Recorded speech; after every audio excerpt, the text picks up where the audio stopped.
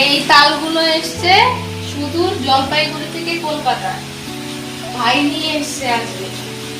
আর আমার তাল মানে তালের রস বের করা যন্ত্রপাতি বেশি নেই, এই দুইটা দিয়ে বের করছি।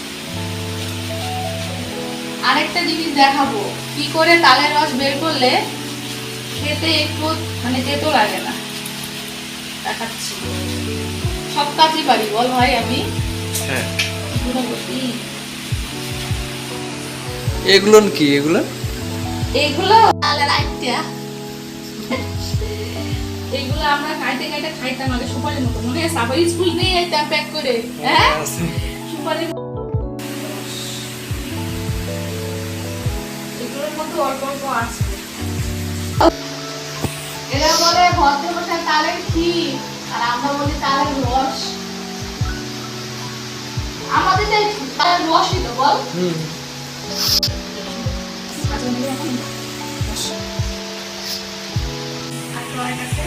তাল থেকে রস বের করা কমপ্লিট, এবার এটাকে ছেঁকে দিই। এটা আঁশগুলো থাকে, আঁশগুলো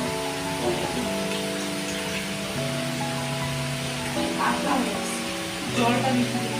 আর রসটাও তালের রসটা ঘন না, পাতলা।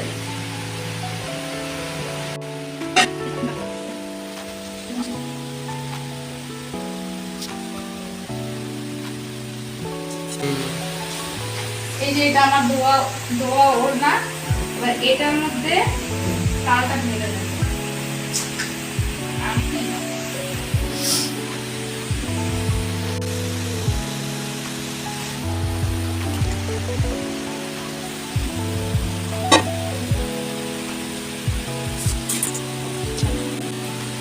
ভালো ওড়নাটাকে তালের রস দিয়ে শেষ। এর আগের দিন একদম করছিলাম।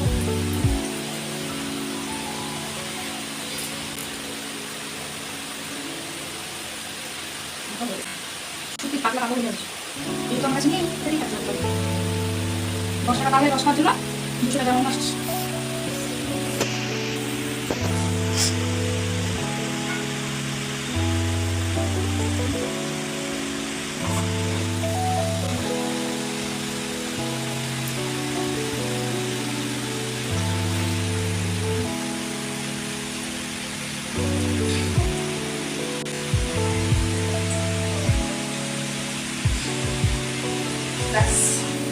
এই যে দেখ এখানে ক্যামেরাটা নিয়ে এদিকে, এই দেখ একটু একটু করে জল পড়ছে না, এই জলটা একদম স্বচ্ছ মানে পরিষ্কার।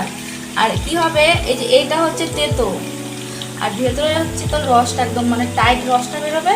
আর যেটুকু আমি জল মিশিয়েছিলাম তেতো রসটা সম্পূর্ণ বেরিয়ে যাবে। কেমন আমার টেকনিকটা? এইটুকু এইটুকু মাত্র রস বেরিয়েছে, এইটুকু দেখা এই রস বেরিয়েছে, এতটা জল একদম পাতলা জল।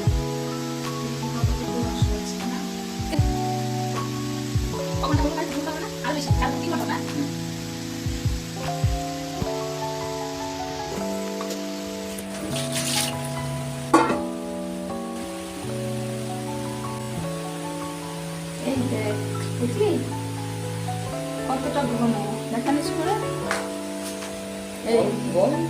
কি সুন্দর হয়েছে তাদের রসটা, একদম থকথকে। এটা এখন এইভাবেও যদি বড়া বানানো যায় না, একদম তেতো লাগবে না।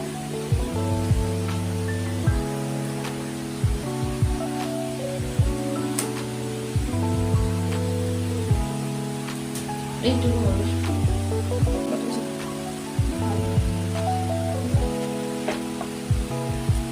একদম গাঢ় রস। আর এরকম তালটা যদি মানে এরকম ঝরা না দেওয়া হয়, আমরা এটাকে ঝরা দেওয়া বলি, মানে এরকম ঝুলিয়ে রাখা না হয় না তালটাকে, তাহলে কি হয় রসটা এরকম এই যে এরকম এরকম গাঢ় ঘন হবে না, পাতলা পাতলা হয়। এটা এখন দুধ দিয়ে মানে এটা দুধ দিয়ে জাল করলে এখন দারুণ হবে, স্বাদ হবে। এই পদ্ধতিটা অনেকেই জানে না।